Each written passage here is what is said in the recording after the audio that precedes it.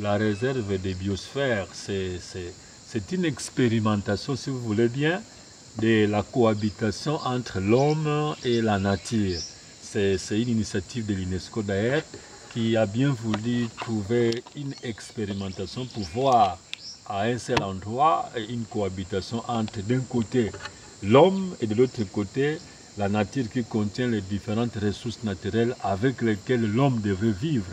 En 1979, avec le programme de l'homme et de la biosphère, cette réserve est devenue donc une réserve de biosphère et cette fois-ci gérée par le ministère co-gérée par deux ministères, notamment le ministère de l'Environnement, représenté par le programme de l'homme et de la biosphère, et le ministère de la Recherche scientifique, représenté par l'Institut national de recherche agronomique.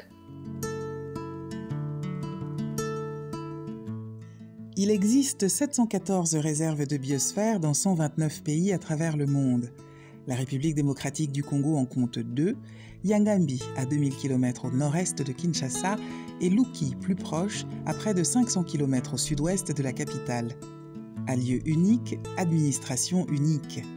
Un comité de pilotage composé de représentants de l'État, mais pas seulement. En plus de ça, vous avez des ONG qui interviennent dans la réserve. Vous avez aussi les autorités coutumières, vous avez aussi les notables.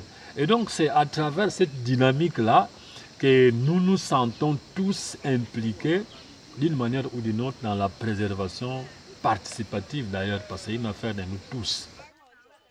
Cette gouvernance participative crée des solidarités très utiles en cas de conflit. On reçoit très souvent l'appui quand on a par exemple des cas d'exploitation illicite des ressources de la réserve. Il y a l'intervention du gouvernement local, mais aussi les chefs traditionnels, en étant les garants même de la réserve, jouent également des rôles importants parce que l'exploitation illicite n'a lieu que si l'on passe à travers eux. Et c'est cette même collégialité qui peut engendrer des frustrations.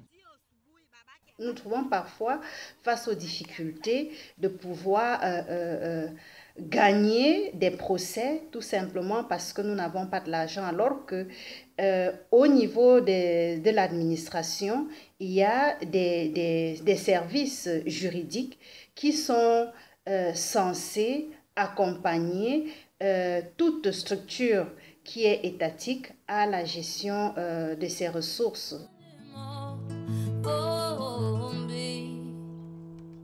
Les défis du vivre ensemble au sein de la réserve de biosphère sont considérables.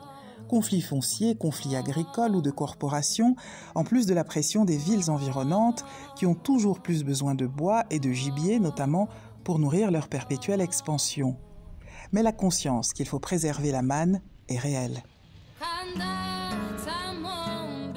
Ce que nous sommes en train de vivre aujourd'hui, à travers des structures comme WWF, RAIFT, HPP, leur présence est en train de favoriser la protection de la réserve.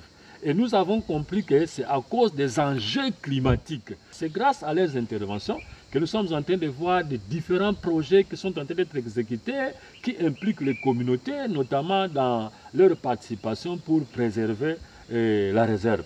Et c'est ce que je qualifie comme étant évolution positive. Positive aussi l'implication des populations locales dans la préservation de ce qui est leur cadre de vie, leur grenier et somme toute leur assurance vie. On va voir autour de la réserve des fermiers qui font des efforts, dans des populations qui font des efforts de pouvoir sédentariser leur activité.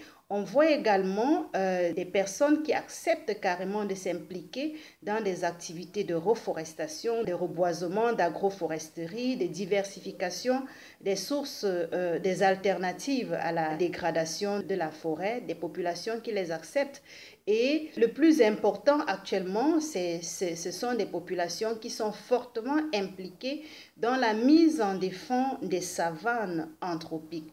Les savanes anthropiques ici sont ces savanes, nous les appelons, ce sont ces savanes qui annuellement sont soumises au régime de feu.